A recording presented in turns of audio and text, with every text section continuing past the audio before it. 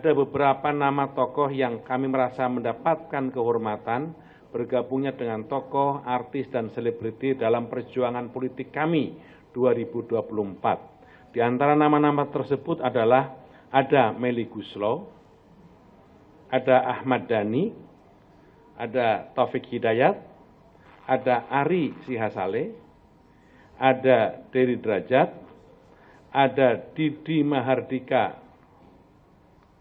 putra dari Ibu Rahmawati Soekarno, ada Ade Jona, pengurus pusat HIPMI, ada Enrico Guterres, yang juga baru saja menyatakan gabung bersama kami adalah ada Kang Deddy Mulyadi.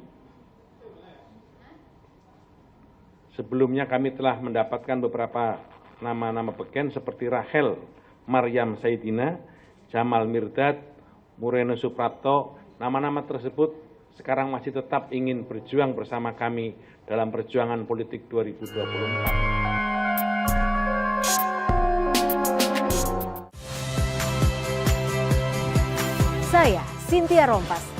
Saksikan program-program Kompas TV melalui siaran digital, pay TV, dan media streaming lainnya. Kompas TV, independen, terpercaya.